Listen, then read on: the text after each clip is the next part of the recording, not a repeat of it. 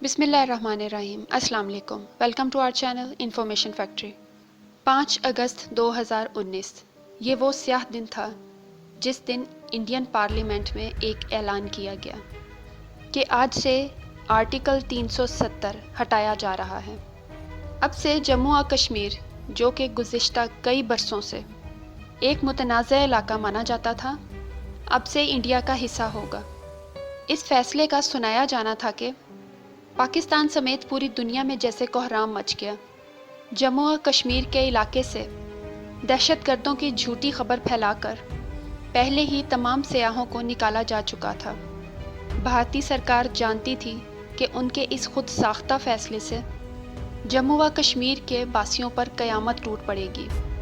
ہونا بھی یہی چاہیے تھا اور ہوا بھی ایسا ہی۔ اس لیے اس علاقے میں پہلے سے فوج ہونے کے باوجود مزید 6 لاکھ فوج کو داخل کیا گیا اور کشمیر میں زبردستی کا کرفیو لگا دیا گیا۔ لوگوں کو گھروں میں قید کر دیا گیا۔ جو حق مانگنے کے لیے سڑکوں پر نکلتے وہ گرفتار کر لیے جاتے اور بھارتی فوج ایسے ایسے مظالم ڈھاتی کہ اللہ کی پناہ۔ اس سے بھی دل نہ بھرا تو گھروں میں گھس کر مجبور عورتوں کی عزتوں کو پامال کیا جانے لگا۔ شاید یہ بہادر فوج گھروں میں گھس کر یہی مارکا سر کرنا جانتی ہے۔ اس سے بھی ان کے من کو شانتی نہ ملی تو ظالموں کو یہ خوف ستانے لگا کہ ان کے ظلم کسی کچے دماغ میں گھر نہ کر جائیں۔ ماؤں اور بہنوں کی لٹتی چادریں معصوم بچوں کے دلوں میں بدلے کی آگ نہ بھڑکا دیں۔ آنے والے وقت میں کوئی محمد بن قاسم بدلہ لینے اٹھ کھڑا ہوا تو ظالموں کے ظلم گنواتے گنواتے شاید زندگی نہ گزر جائے۔ ان کافروں کے دل و دماغ میں جب خوف کے سائے لہرائے تو گھروں سے معصوم بچوں کو اٹھایا جانے لگا۔ ناظرین، اگر آپ ماں باپ ہیں تو ایک لمحے کے لیے ان کے دکھ کا اندازہ لگا کر دیکھیں۔ یقیناً آپ کی روح کانپ جائے گی، لیکن یہ بات 100% طے ہے کہ حملہ کرنے والے بھارتی بھیڑیے اس پاکیزہ جذبے سے عاری ہوں گے۔ کاش یہ سب ایک دور ہوتا جو اب تک گزر گیا ہوتا، یا پھر ایک ڈراؤنا خواب ہوتا جو کچھ پلوں کے لیے نظر آتا اور پھر ٹوٹ جاتا۔ لیکن ستم ظریفی یہ ہے کہ یہ ایک حقیقت ہے، 100% تلخ حقیقت ہے۔ آج بھی اس دکھوں کی وادی میں یہی سب ہو رہا ہے۔ قتل و غارت سے اپنے جھوٹے خوف کو پھیلایا جا رہا ہے۔ سرچ آپریشن کے نام پر کتنے ہی معصوم شہری ان کی گولیوں کا نشانہ بنے۔ بہنوں بیٹیوں کی عزتوں کو آج بھی روندا جاتا ہے۔ آج بھی مجبور بوڑھے باپ کی آنکھوں کے سامنے اس کے جوان بیٹے کو موت کے گھاٹ اتار دیا جاتا ہے۔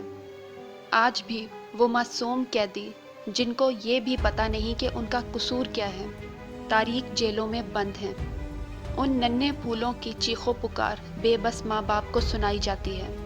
ان بے گناہ کشمیریوں کی آنکھوں سے بہنے والے دکھ کا اور ان کی روح پر لگے زخموں کا اندازہ کیا میں اور آپ لگا سکتے ہیں؟ شاید کبھی بھی نہیں، کیونکہ ہم ٹھہرے مصروف لوگ۔ ہم اس مسئلے کو کہیں دور چھوڑ کر بہت آگے نکل آئے ہیں۔ ہم بھول چکے ہیں کہ آزادی کو پکارنے والے آج بھی ہمارے منتظر ہیں۔ لیکن یہ تو بس ایک سرکاری مسئلہ ہے۔ ہم 5 اگست کو نکلیں گے اور بس یوم سیاہ منائیں گے اور پھر بھول جائیں گے۔ پھر اگلے سال بھی ایسا ہی ہوگا۔ مگر بھارت میں اس کے بالکل برعکس ہو رہا ہے۔ کشمیر کو ایک ٹرمپ کارڈ کے طور پر کھیلا گیا ہے۔ وہاں کا بکاؤ میڈیا جھوٹی ویڈیوز دکھاتا ہے۔ ہندو نوجوانوں کو کشمیری لڑکیوں سے شادی کے خواب دکھائے گئے، جیسے کوئی مفت کی چیز بٹنے والی ہو۔ ہندوستان کے سیاستدان اس بات کا کھل کر چرچا کرنے لگے۔ کشمیریوں کی زمین زبردستی ان سے چھینی جانے لگی۔ سیکولر بھارت کا دکھاوا کرنے والی سرکار نے ہندو مسلم فسادات کروائے۔ کئی مسلمان ان کے اس ظلم کا نشانہ بنے۔ RSS کے غنڈوں نے 450 سال پرانی بابری مسجد کا طاقت کے زور پر ناجائز فیصلہ کروایا۔ نتیجہ یہ نکلا کہ مودی الیکشن جیت گیا اور غنڈوں کی حکومت دوبارہ آ گئی۔ اس سب میں نشانہ کون بنا؟ صرف مسلمان۔ برما میں مرنے والے مسلمان، فلسطین میں مرنے والے مسلمان، کشمیر میں مرنے والے مسلمان، اور مارنے والا صرف ایک کافر۔ इस सब के बावजूद भी मुसलमान दहशतगर्द? क्या आपने कभी ये सोचा है कि अगर मुसलमान दहशतगर्द होता तो हमेशा मुसलमान ही क्यों मरता? लेकिन हम ये सब क्यों सोचेंगे? हमें तो ऐशो आराम की ज़िंदगी गुजारनी है। जो मर रहे हैं वो आखिर हमारे लगते ही क्या हैं जो हम बैठकर उनका सोचते रहें? वज़ीर आज़म इमरान खान ने यूएन की सलामती कौंसिल में इस मसले को उठाया और हमने गॉसिप और ट्वीट्स करने शुरू कर दिए और फिर बस। गुज़िश्ता साल कश्मीरियों के हक़ के लिए पाकिस्तान में जो यौम यकजहती का इनकाद किया गया था वो भी चंद दिनों का मेहमान ही साबित हुआ। पाकिस्तानियों की जानिब से बुलंद होती आवाज़ हुकूमती रंजिश में मौलाना साहब के धरने की नज़र हो गई और इस आवाज़ के खो जाने का किसी को एहसास तक न हुआ।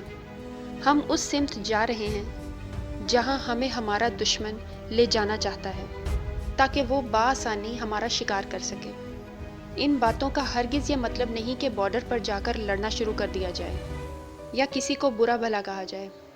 हमारा मकसद सिर्फ ये याद दिलाना है कि अल्लाह रब्बुल इज़्ज़त ने हर एक को अक़ल से नवाजा है ताकि वो अच्छाई और बुराई में फ़र्क कर सके। आखिर हम कब तक एक दूसरे से लड़ते झगड़ते रहेंगे और कब तक एक दूसरे पर इल्ज़ाम तराशी करते रहेंगे?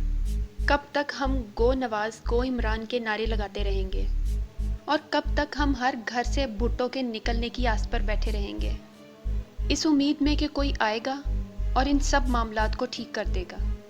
मीलों दूर एक ऐसी जन्नत है जिसको काफिरों ने जहन्नुम बना दिया है। 73 सालों से उनकी हर नस्ल की ज़ुबान पर सिर्फ एक ही नारा है, लेके रहेंगे आज़ादी और कश्मीर बनेगा पाकिस्तान। नाज़रीन, आएँ इस बात का अहद करें कि कश्मीरियों के लिए अपने जज्बात को कभी मान नहीं पड़ने देंगे। हमारा दुश्मन बहुत शातिर है जो कि रात के अंधेरे में बुज़दिलों की तरह पीठ पीछे वार करता है। शायद दुश्मन ये भूल चुका है कि पाकिस्तान इस्लाम के नाम पर बना है और कश्मीर इसकी शाहरग है। इंशाअल्लाह कश्मीर बनेगा पाकिस्तान और पाकिस्तान को दुनिया के नक्शे से मिटाने का ये ख्वाब कभी पूरा नहीं होगा, बल्कि ये ख्वाब देखने वाले खुद सफ़ाए हस्ती से मिट जाएंगे इंशाअल्लाह, क्योंकि पाकिस्तान अल्लाह के राज़ों में से एक राज है जिसे समझना किसी के बस की बात नहीं। शायद इलामा इकबाल ने ठीक ही कहा था, ना समझोगे तो मिट जाओगे ए हिंदुस्तान वालों, तुम्हारी दास्तान तक ना होगी दास्तानों में। नाज़रीन, आप मकबूजा कश्मीर के इन हालात से मुतल्लिक अपने ख़यालात का इजहार कमेंट सेक्शन में ज़रूर कीजिएगा। मज़ीद वीडियोस देखने के लिए हमारे चैनल को सब्सक्राइब करें और बेल के आइकन पर ज़रूर क्लिक करें। वीडियो अच्छी लगे तो लाइक का बटन दबाने के साथ साथ शेयर ज़रूर कीजिएगा। फ़ी अमान अल्लाह।